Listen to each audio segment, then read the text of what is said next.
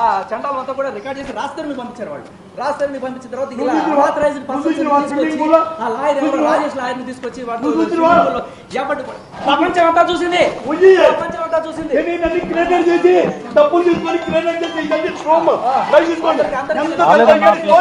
నేను చేస్తే కూడా లిఫ్ట్ చేయట్లేదు. ఓకే ఓకే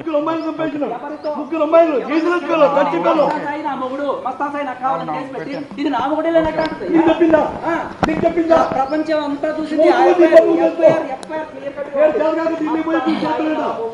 నాకు కావాలి అని చెప్పి కేసు పెట్టి మూసుకొని నీ పనులు చేసుకో. లక్షలు లంచం తీసుకుని ఒక ఆడపిల్లని ఒక 15 మంది కొండలు పంపించి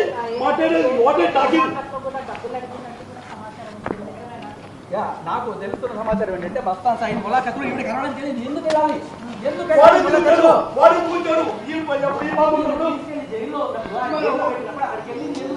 మూడు కోట్లు కావాలంట.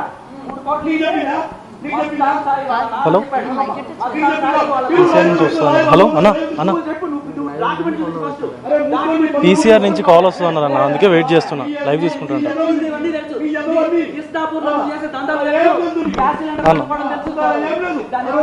అవునా దొంగసారాలు ఏదేమైనప్పటికీ కూడా మీరు మాట్లాడుకుంటున్నా నాకు కాల్ వస్తే మళ్ళీ ఇంటరప్ట్ అయిద్దామని చూస్తున్నా. అట్లా ఏం చెప్తారు? వాళ్ళకి ఏం చెప్తారు? వాళ్ళ పేరెంట్స్ తో మాట్లాడదాము. రైట్. ఎప్పుడు వచ్చారండి మీరు ఇక్కడికి? గందరగోళం ఏంటి అసలు ఇదంతా?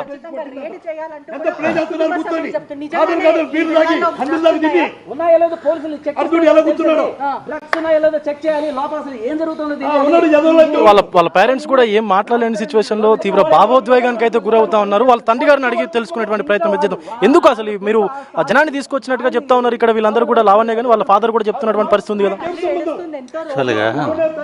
సార్ నేను మాట్లాడుతున్నప్పుడు మళ్ళీ ఆయన మధ్యలో దోస్తారేమో, ఆయన రానివ్వకుండా చూడండి. రాష్ట్రాలను కష్టపడి సంపాదించి కట్టుకుని మొదట్లో ఒక 3 years రిలేషన్ లో ఉన్నమాట వాస్తవం. ఆ తర్వాత అంతా కూడా వాళ్ళ రిలేషన్ లో లేరు. కాకపోతే ఒకే రూఫ్ లో పైన రాస్తారను, కిందేమో తను వేరే వేరే రూమ్స్. ఇది 3 years తర్వాత మొత్తం పీరియడ్ అంతా కూడా అదే. వీళ్ళిద్దరు కలిసి అయితే లేరు, వీళ్ళిద్దరి మధ్య రిలేషన్ అయితే లేదు. కాకపోతే అందరికీ వస్తున్న డౌట్ ఏంటంటే ఆ మిగతా సంవత్సరాలు 7 సంవత్సరాలు 8 సంవత్సరాలు ఎందుకు కలిసి ఉండాలి? ఒకే ఒక ఉదాహరణ చెప్తాను సార్. మొన్న ఈ ఇష్యూ వచ్చేటప్పటికి ఎంత రభస జరిగిందో మీ అందరూ చూశారు, ప్రతి ఒక్కరికి తెలుసు. తను ఆ రేంజ్ లో రభస చేస్తుందనే విషయం రాస్తారనికి తెలుసు, అతనికి ముందే తెలుసు. ఇప్పుడు మొన్న జరిగింది ఇదే. స్టార్టింగ్ లో కానీ రాస్తారని బయటకు వచ్చేస్తే ఇంతే రభస అప్పుడు జరిగి ఉండేది. అప్పుడు ఇతని కెరీర్ అంతా స్మాష్ అయ్యి ఉండేది. ఇలాగ ఇతని కెరీర్ స్మాష్ అవ్వకూడదు అనే ఉద్దేశంతో అతను ఏంటంటే ఇంట్లో భరించేవాడు. అయితే ఆ భరిస్తూ ఎలా బయటికి వెళ్తే ఎక్కడ కెరీర్ పోతుందో, తర్వాత కొన్నాళ్ళకి తన డ్రగ్స్ లో ఎప్పుడైతే ఇన్వాల్వ్ అయిందో ఆ డ్రగ్స్ తాలూకా ఇంపాక్ట్ తన మీదకి ఎక్కడ వస్తుందో అని భయంతో అతను ఇంట్లోంచి వెళ్ళిపోయాడు. ఈ అమ్మాయి ఏమో ఇంట్లో తిష్టేస్తుంది, ఇల్లు నాది అన్నట్టుగా బిహేవ్ చేస్తుంది. ఇప్పుడు ఏంటంటే అతను రెంటెడ్ హౌస్ లో ఉంటాడు, మేము ఒక దగ్గర రెంటెడ్ హౌస్ లో ఉంటాం. ఇదంతా ఎస్టాబ్లిష్మెంట్ బర్డెన్ అంతా అతనికే పడిపోతూ, సినిమాలు కూడా అంతంత మాత్రంగానే ఉంటుంది. ఆ సంగతి తెలిసింది అందరికి చెప్పగల. ఈ ఫైనాన్షియల్ బర్డెన్ అతని మీద ఎందుకు ఇవ్వాలి, ఎందుకు చేయాలి? మా ఇంటికి మనం వెళ్ళిపోతే సరిపోతుంది కదా అని ఇక్కడికి వచ్చినప్పుడు తను ఏం చేసిందంటే సామాన్లన్నీ బయటకి వేసేసి రావాలి, ఇక్కడ పడేస్తుంది.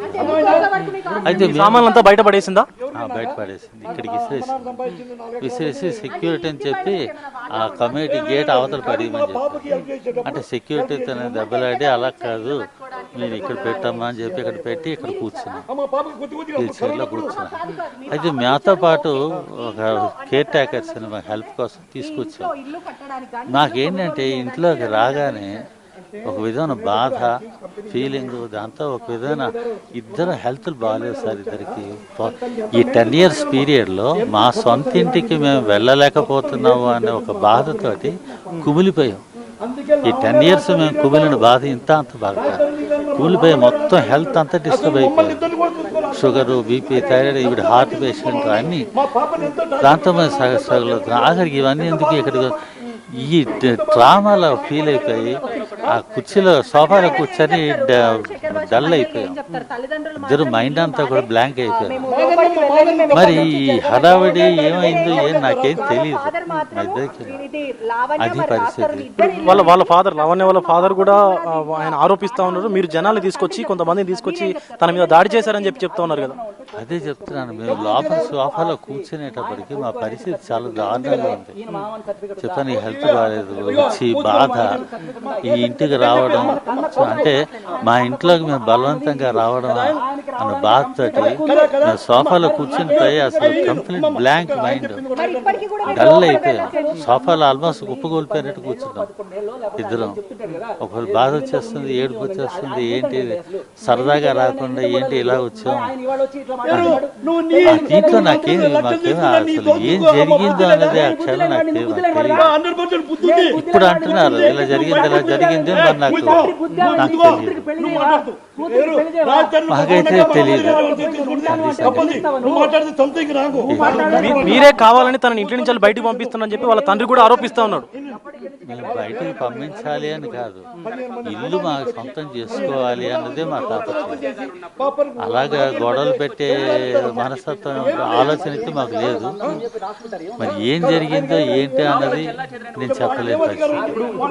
ఈ ఇంట్లో కొన్ని అసాంఘిక కార్యకలాపాలు జరుగుతున్నాయని చెప్పేసి ఇక్కడ అసోసియేషన్ నుంచి కూడా రాజ్ తరుణ్కి లెటర్ రాసినట్టుగా కూడా చెప్తాను. ఫైనల్ వార్నింగ్ కూడా చెప్పినటువంటి సిచ్యువేషన్ ఉంది. నిజమేనది? ఇక్కడ అసాంఘిక కార్యక్రమాలు చాలా జరుగుతున్నాయి. ఎన్ని అసాంఘిక కార్యక్రమాలు ఎన్ని అంటే అన్నీ జరుగుతాయి. ఈ అందులో రాష్ట్రాన్ని ఇల్లు అని పేరుతోటి ఇందులో అసాంఘిక కార్యక్రమాలు జరుగుతాయని ఎంత బాధ ఉంటుంది సార్ మనిషి. అది యాక్చువల్గా అయితే నాకు కావాల్సింది, నేను కోరుకునేది ఇల్లు కూడా సెట్ చేసి పోలీసులు అవన్నీ కూడా చూడాలి, చేయాలి. అది కూడా చేయడం అనేది చాలా మంచిది. ఇంట్లో జరుగుతున్నాయి, డ్రగ్స్ జరుగుతున్నాయి. ఇంకా ఇంత జరుగుతున్నా కూడా ఎందుకు రాజు ఎందుకు స్పందించడం లేదు? మరి ఏం చేస్తాడు సార్, ఏం చేయగలరు? తన బిజీలో మళ్ళీ రివర్స్ చేసుకుంటాడా, మళ్ళీ కెరీర్ డిస్టర్బ్ చేసుకుంటాడా? అదేంటంటే తన కెరీర్ దృష్టిలో ఉంటుంది. ఆ కెరీర్ లేకపోతే ఇంకేం చేయలేడు. ఆ కెరీర్ కోసం తాపత్రయపడుతున్నాడు, ఆలోచిస్తున్నాడు. ఇప్పుడు మేమేంటంటే ఇలా కాదని చెప్పి ఒక డెసిషన్ తీసుకుని వద్దామని చెప్పి వచ్చాం. వస్తే మాకు ఈ శాస్త్రం జరిగింది.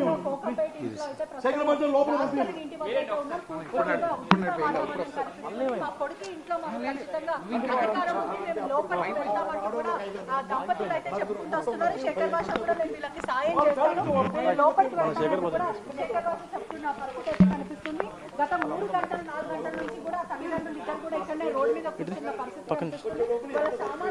రైట్. రాజ్ తరుణ్ కు వాళ్ళకి సంబంధించినటువంటి Raj Tarun father and mother గత 2 నుంచి 3.5 గంటల వరకు నుంచి కూడా ఇక్కడనే ఉన్నారు. సో బయటికి అయితే గెంటేసినట్టుగా కూడా చెప్తా ఉన్నారు. రాజ్ తరుణ్ వాళ్ళ అమ్మా నాన్న లావణ్య కూడా వాళ్ళిద్దరిని బయటికి గెంటేసింది, వాళ్ళ సామాన్లన్నీ కూడా బయట పడేసింది అంటూ కూడా చెప్తున్నటువంటి పరిస్థితి ఉంది. వాళ్ళ తల్లిగారితో